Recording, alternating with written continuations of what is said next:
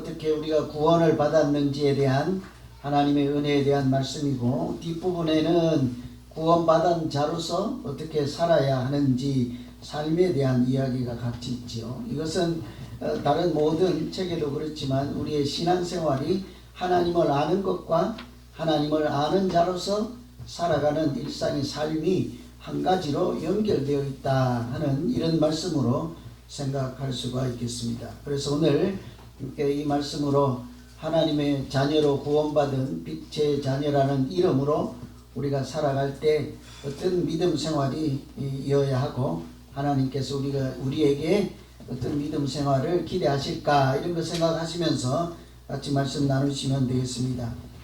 서기 64년도에 있었던 일이죠. 1964년 아니고 예수님 오시고 64년이니까 초대교회이죠.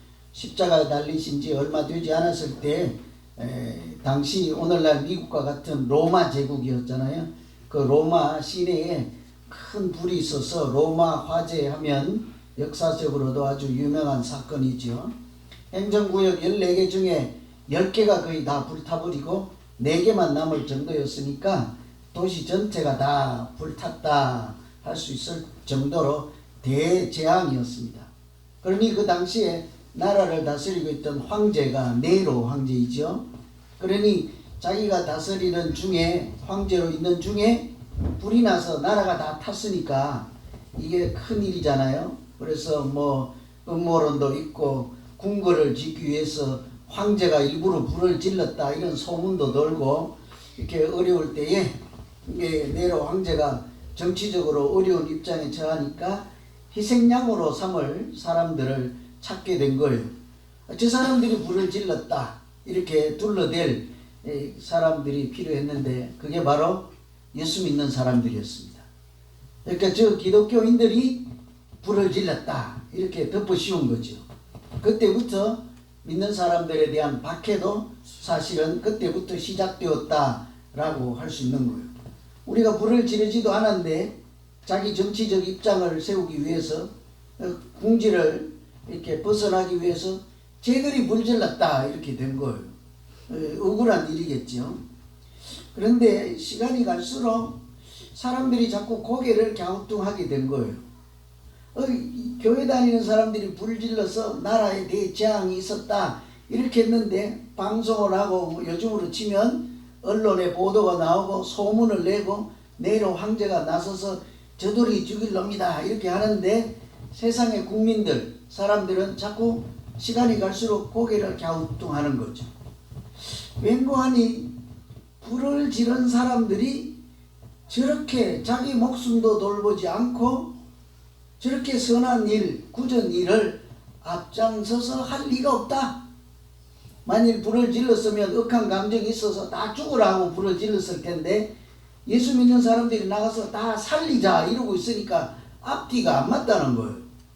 그렇게 보니까 예수 믿는 사람들이 거리에 나가서 화재 피해가 이제 폐허가 되었으니까 다 쓰레기를 치우기도 하고, 또 이렇게 집을 잃고 이렇게 또 병이 들고 부상을 당하고 한 사람들을 찾아다니면서 환자를 돌보고 먹을 것을 주고, 심지어는 길거리에 절비한 시체들이 이제 이렇게 있으니까 이렇게 썩고 냄새가 진동하고 전염병이 창궐하니까 아무도 손을 대지 못할 때 자고 나면 사람들이 시신을 수습해서 장례를 해주고, 이렇게 자꾸 변화되는 것을 보고 이렇게 보니까 소리 소문 없이 예수 믿는 사람들이 그런 일을 하고 있더란 말이죠.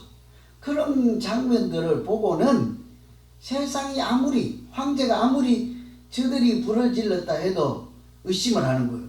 정말 저 사람들이 불을 질렀을까? 하는 태도와 살아가는 모양을 보니까 아닌 것 같다 이렇게 된 거죠.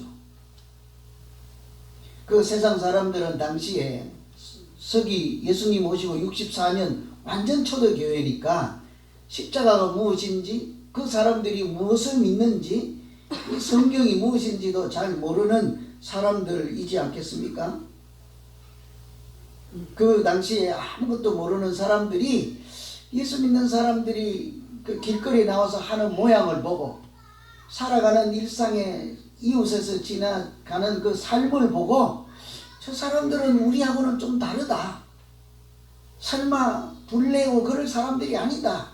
오히려 좋은 감정을 갖고 오히려 예수 믿는 사람들이 더 좋은 평가를 받게 되는 그런 계기가 되기도 한 거죠. 오늘날 세상 사람들도 주일날 이 시간에 우리가 여기 이렇게 모여서 이렇게 성가대 가운을 입고 또 머리도 다 단장하고 목욕 제기하시고 거룩한 마음으로 모여서 하늘을 우러러 찬송하며 기도하며 이런 모습을 저들이 알겠습니까?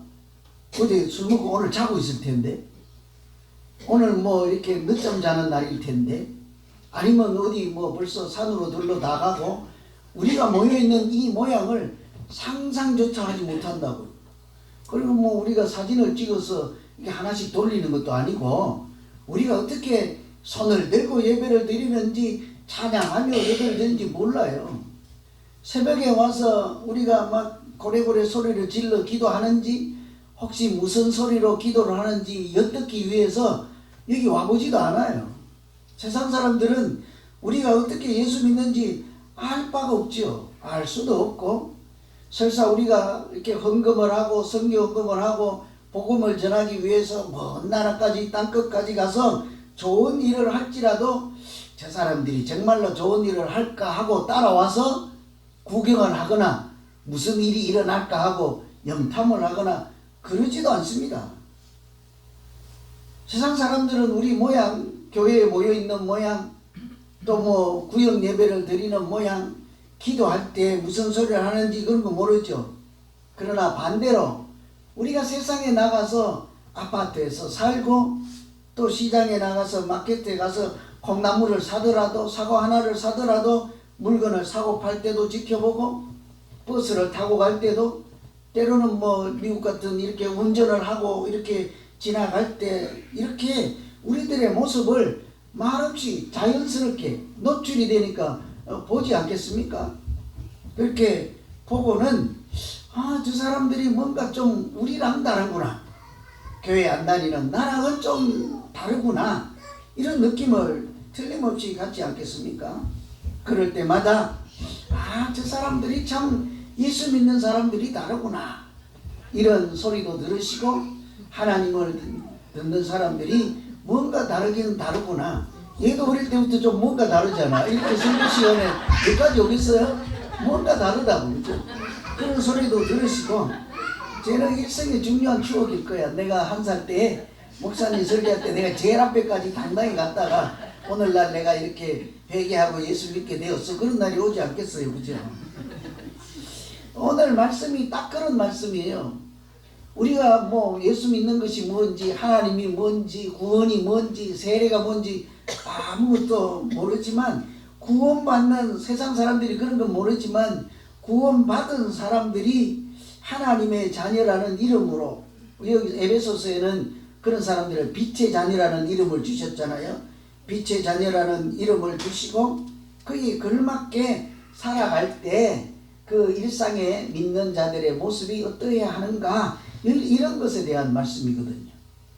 저는 그래서 오늘 이런 말씀을 잘 새겨서 읽으시고 묵상하시고 우리 각자에게 하나님께서 주시는 말씀이 있어서 은혜 받은 사람, 세례 받은 사람, 교회 다니는 사람으로서 특별히 우리를 빛의 자녀라, 하나님의 자녀라, 거룩한 백성이라 이런 얼마나 영광스러운 이름입니까? 그죠? 교회 밖에 나가면 아무도 그런 소리 안 해요. 교회 와야 우리가 그런 소리를 듣잖아요. 그런 귀한 이름을 주신 그 이름에 걸맞게 세상 속에서도 이렇게 아름답게 세상 사람들도 알아보고 하나님도 우리를 통해서 영광을 받으시고 우리 스스로도 삶에 행복함이 있고 또 살아볼 만한 가치도 있고 살아갈 이유도 있는 아름다운 믿음 생활이 되시기를 간절히 기원합니다. 하나님께서 우리를 빛의 자녀라 또 하나님의 거룩한 백성이라 이런 다른 이름을 주셨으니까 우리가 그 이름에 맞게 살도록 인도하시기도 하고 깨닫게도 하시고 이렇게 함께 해 주실 줄로 믿습니다. 하나님이 우리에게 무엇을 기대하시고 어떻게 살도록 도와주시고 함께 하실까? 오늘 말씀을 보면 가장 먼저는 21절에 그리스도를 경외함으로 피차 복종하라 그러죠. 이게 대전제의 말씀이에요. 예수 믿는 사람, 성령이 충만한 사람, 빛의 자녀라는 사람, 교회 다니는 사람, 이런 사람들은 일상에 마켓에서 어느 무슨 체인에서 무슨 갤러리아에서 이럴 때 어디에 있든지 항상 뭐래요? 가정에 있든지 그리스도를 경외함으로 피차 복종하라. 이것이 하나님이 우리에게 기대하시는 일상 속의 모양이라는 거죠. 서로 복종하는 생활이라는데, 여기 보면 방점은 그리스도를 경외함으로 서로 복종하라. 그러면 우리 귀에 아마 복종이라는 단어가 제일 가까이 들릴 거예요. 복종하다. 좀 낯설기도 하고 그건 싫은데 하는 이렇게 반감도 생길 수 있고 이런데, 사실은 복종하라는데 강조점이 있는 게 아니라 서로에 있습니다.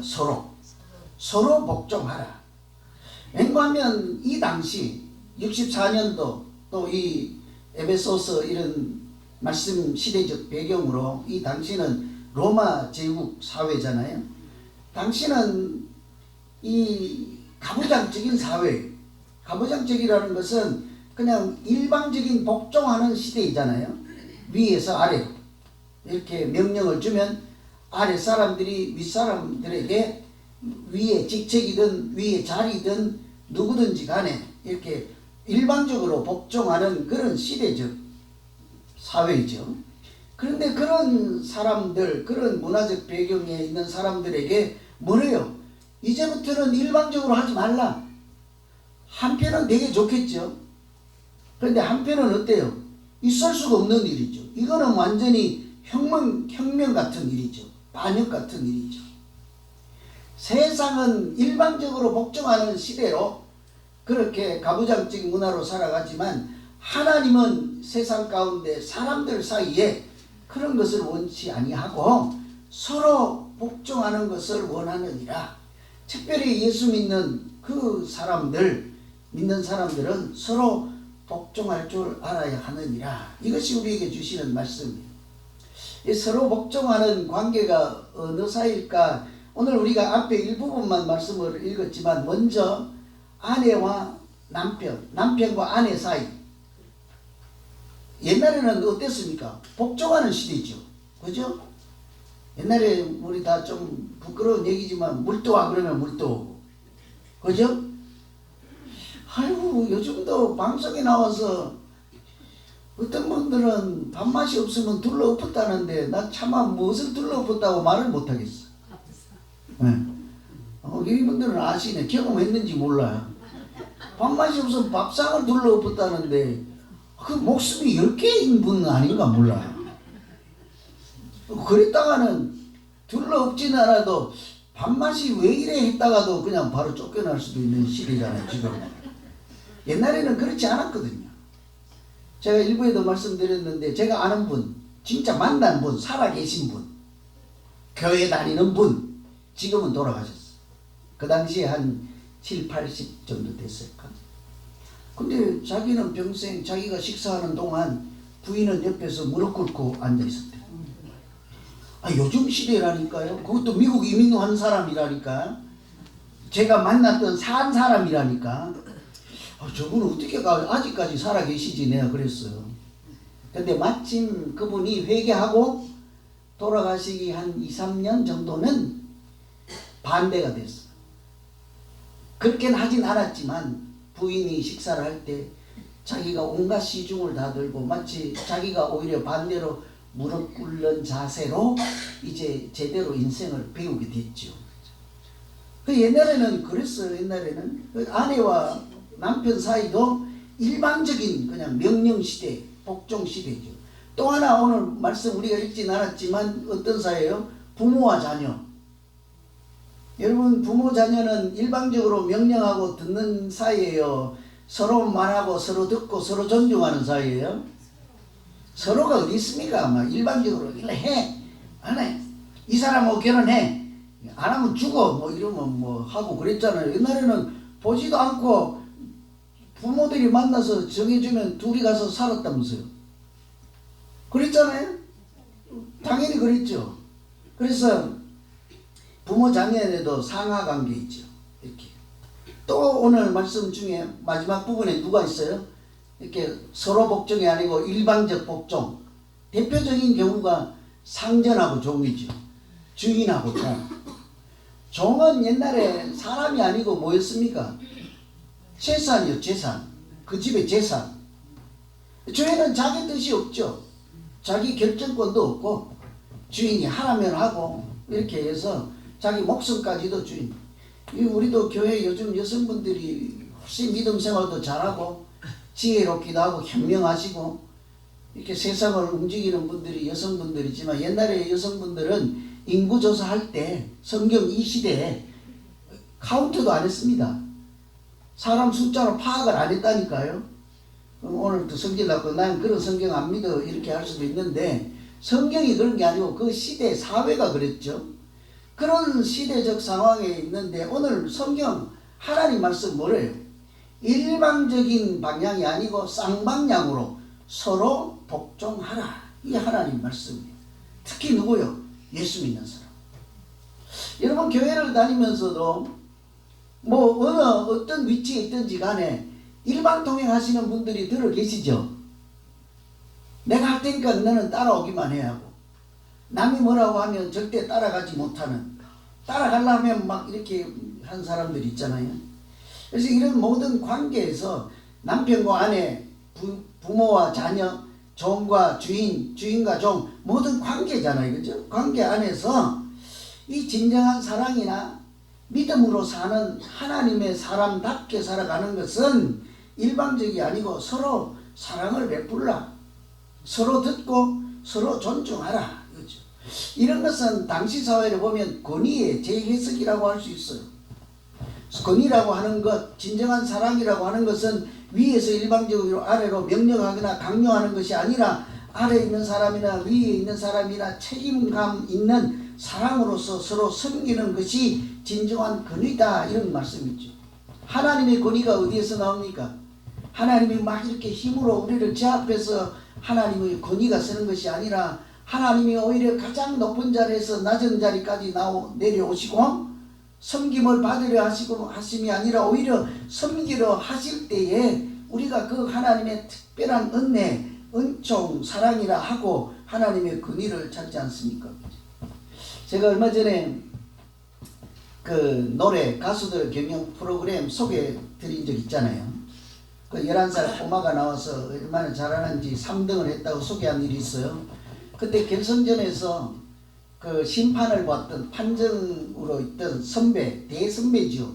얘는 11살이고 그 심사 보는 분은 50이 넘은 주현미니까 애기잖아요. 10살이고 50 넘었고 나이를 잘 몰라서 그런데 이제 한 60 안 되나가나 몰라요. 50 중반이나 됐을라나.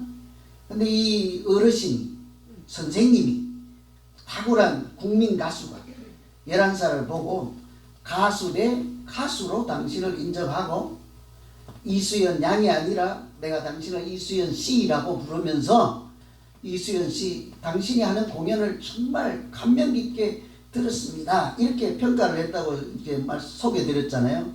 그 순간에요. 아, 제 애기가 노래를 정말 잘하는구나. 애기를 보는 사람도 있겠지만 저는요. 그렇게 말하는 그 주현미 가수가 이만하게 크게 보이더라고요. 저 사람 인품이 대단하구나. 나이가 어린 11살 꼬마를 보고 나도 가수요. 당신도 가수고 가수 대 가수로 이수연 애기, 이수연 아동, 이수연 학생 그러지 않고 이수연 씨라고 부르며 당신의 공연이 정말 감명 깊었습니다. 이렇게 할 때 그렇게 보고 인정하고 칭찬해주고 나도 당신과 같은 동일한 이렇게 가수다라고 해주는 큰 그릇으로 아주 뛰어난 성품이라고 할까요?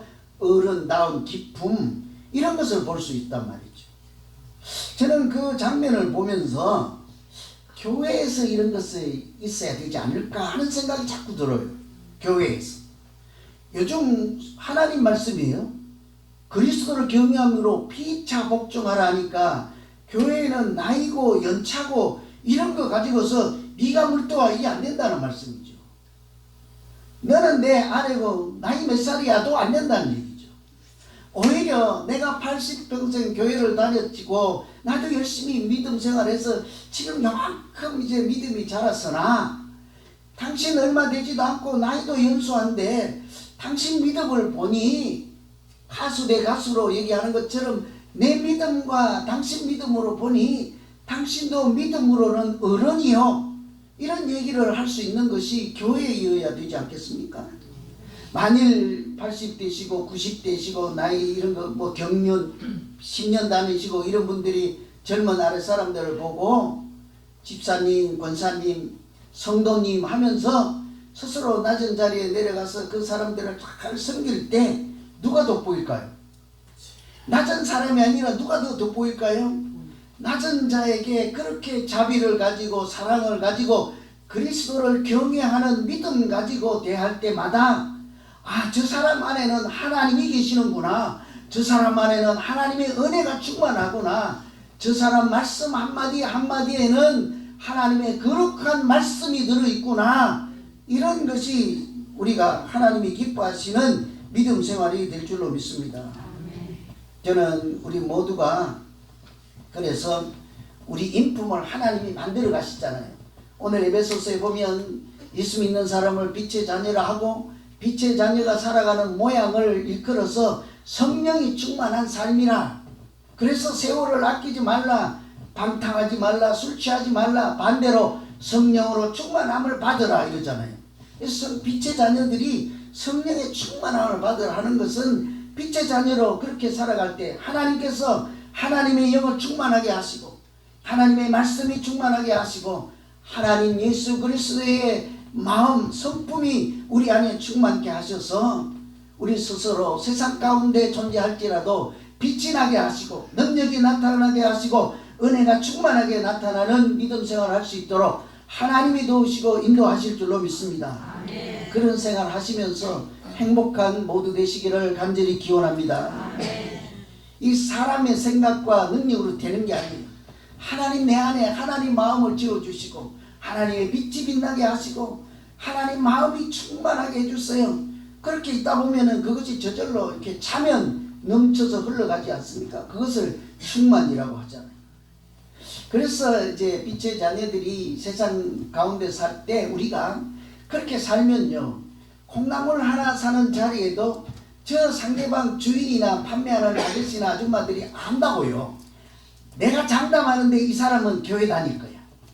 이분은 교회 다닐 거야. 내가 보니까 이분은 틀림없이 예수 사람 비전교회 다닐 거야. 왜 웃으세요? 그런 소리 들어야 되지 않겠어요, 그죠? 그런데 반대로 콩나물 그 아줌마 전화 왔어. 목사님 예수 사람 비전교회 맞죠? 담임 목사님 맞죠? 그런데요. 아이 그 어떤 분 거기 다니세요? 그런데요. 아이 그런데 뭐 이런 분이 왜 그 교회를 다니죠? 그래서 내가 다음에 또 전화하면 그분 우리 교회 안 다녀요. 내가 그래야 되는 일이 없어야죠, 그죠? 우리가 이제 하나님을 알고 말씀을 알고 기도를 많이 하고 이런 것도 중요하고 한데 우리의 본 모양 어디에서 나온다고요? 로마 화재가 났을 때 폐허를 키우는 길거리에서 그리스도의 향기가 나올 때 그 사람들이 불 지를 리가 없다. 저 사람들은 뭔가 다르다. 우리의 아파트에서 나오죠. 우리 운전할 때 나오고 우리 식사할 때 나오고 우리가 팁을 줄 때도 나오고 이런 삶의 현장에서 하나님이 동행하시고 하나님이 능력 주시고 은혜 주시는 믿음 생활 되시기를 다시 한번 간절히 기원합니다. 두 번째는요, 피차 그리스도를 경외함으로 피차 복종하라. 그래서 일부에는 제가 우리 이 말씀을 뭐 알아야 그렇게 살려고 애를 써볼 거 아닙니까? 좀 외우세요. 이따 점심 식사할 때 서로에게 한번 맞은편에 앉은 분에게 우리 한번 외워보자 하고 당신부터 해보시오. 그러면 그리스도를 경외함으로 피차 복종, 그리스도를 경외함으로 피차 복종한 4마디잖아요. 4마디 정도는 외울 수 있지 뭘 그래요, 그죠? 그리스도를 경외함으로 피차 복종하라, 그죠?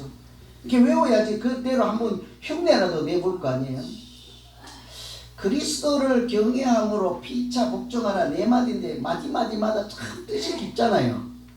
앞에는 피차 복종하라 중에 복종하라가 방점이 아니고 피차에 방점이 있다는 말씀을 드려서 서로 해야 된다는 얘기죠.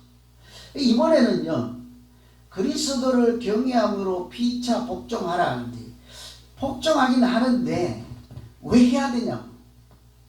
우리는 복종이라는 단어를 쓰면 벌써 알러지가 막 생기죠. 나는 못해.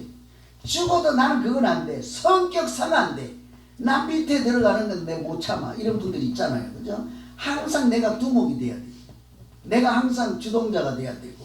이런 스타일 있잖아요. 그 천성이 그런 분들 있잖아요. 주도적인 분들이 그럴 수가 있는데, 근데 여기서 방점은 그리스도를 경외함으로 피차 복종하라잖아요. 동사가 복종하라잖아요. 왜 하냐고요? 여기서는 그리스도를 경외하는 것 때문이라는 거예요. 우리가 서로 사랑하는 이유가 다 있지 않습니까? 그런데 예수 믿는 사람들이 아름답게 살고 거룩하게 살고 이렇게 뭔가 다르게 살아갈 이유가 어디에 있다는 거예요? 그리스도를 경외하는 것 때문이라는 거죠. 이 남편과 아내, 부모와 자녀, 주인과 종이 사실은 일방적으로 얘기하기가 쉬운 관계이지 않습니까? 어릴 때부터 밥을 그냥 떠먹여서 키워 넣는데 어른이 된다고 해서 동등하기가 쉽지가 않잖아요. 주인과 종 생각해봐요. 사장과 직원이라고 생각해보세요. 월급을 주고 나가고 했는데 어떻게 동등할 수가 있겠냐고.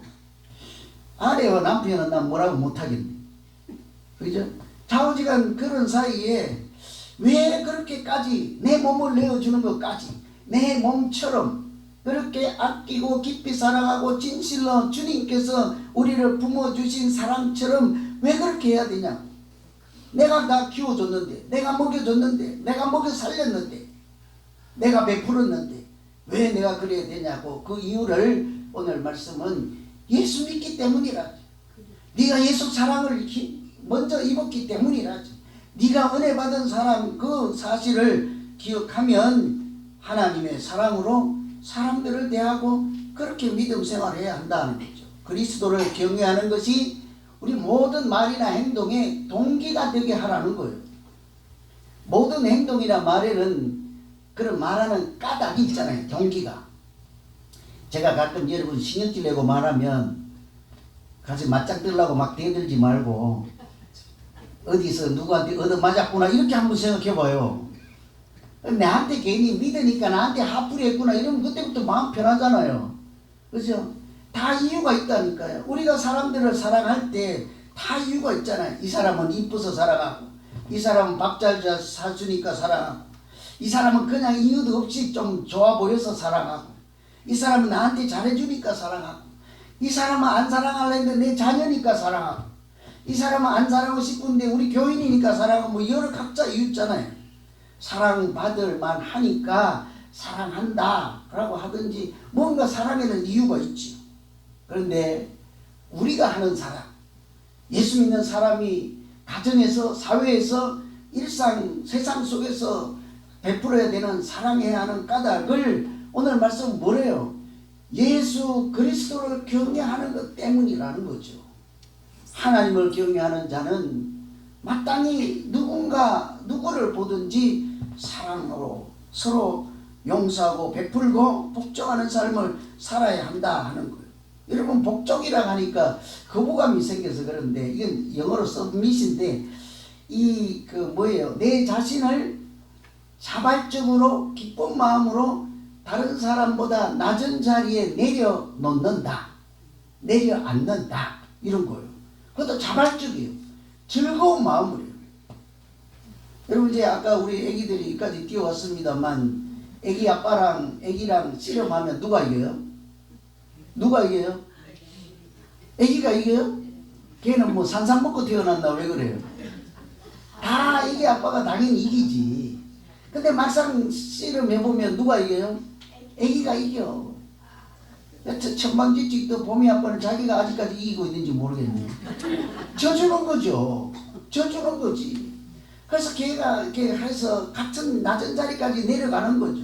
내 힘을 다 쓰는 것이 아니죠.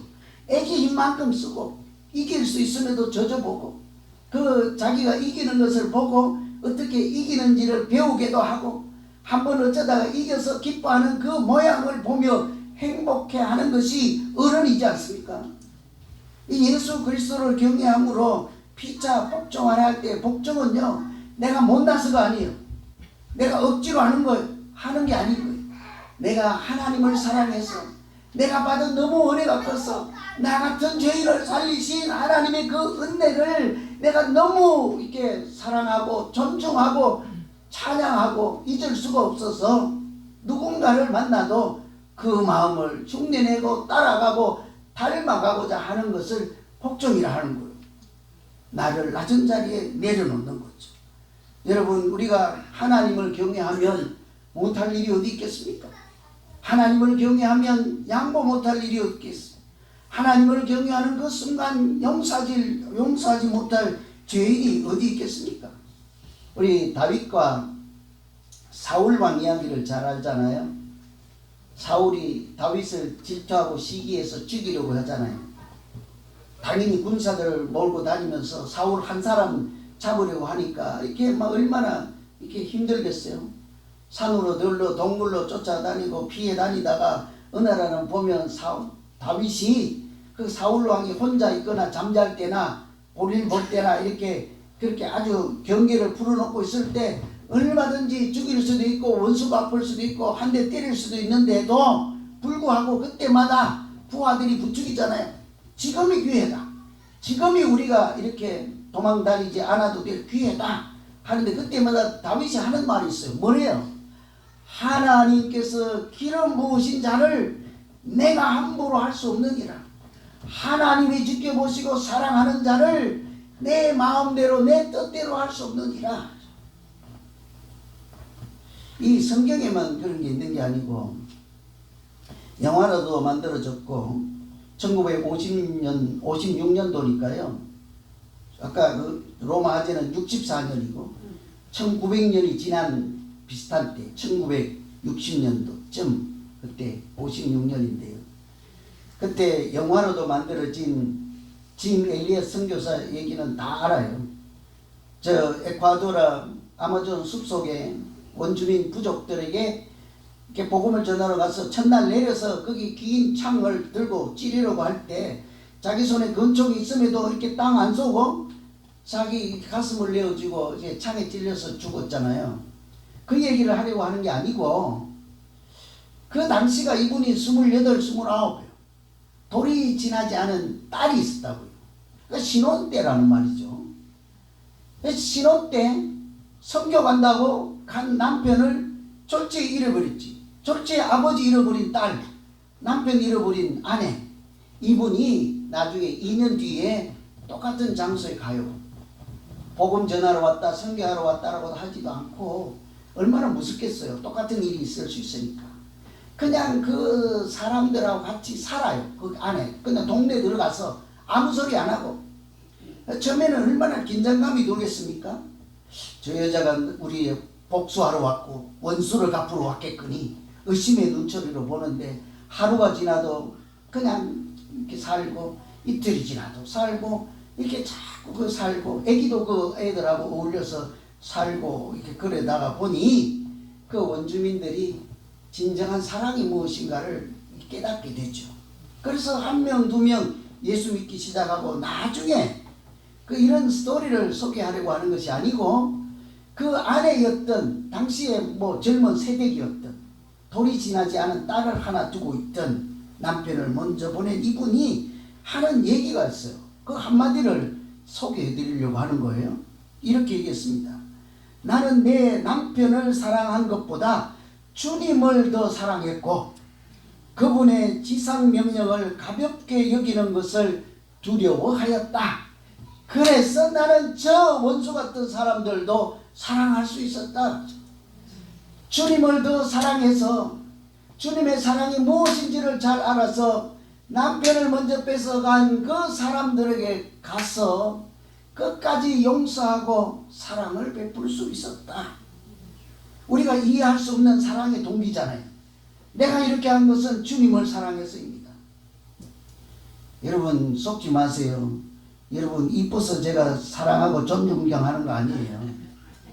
가끔 착각하는 분들 계세요. 나 정도 되니까 그렇죠. 아니에요. 오늘 말씀 딱 하면 뭐예요? 딱 한마디요. 내가 예수 믿음으로, 내가 하나님을 경외함으로 당신을 태양과 같이 별과 같이 존중하고 사랑하고 섬기는 사랑을 베풀려고 합니다. 이런 깊은 내막을 잘 알아야 돼요. 가끔 가갖고 막 불나는 사람들, 막 이렇게 뭐 어쩌고 막 전화해갖고 뭐라고 하는 사람들, 별 분들이 다 있는데 제 사랑의 동기를 잘 몰라서 그래. 이런 사람은 변하지도 않아요. 한참 어떻게 지나면 목사님 변심했지. 변심. 지난번하고 지금하고 또 달라.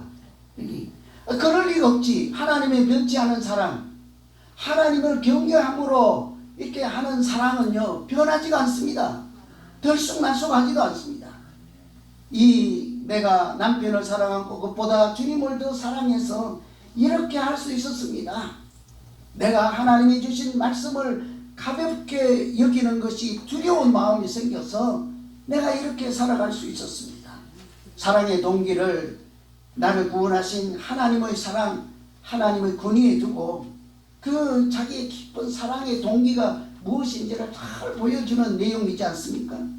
저는 우리 모두가 사랑하기가 얼마나 어려워요. 한 번 했다가도 변하기도 쉽습니다. 저 사람이 달라지면 나도 태도를 바꿔야 되니까. 그러나 변치 않는 사랑들이 있잖아요.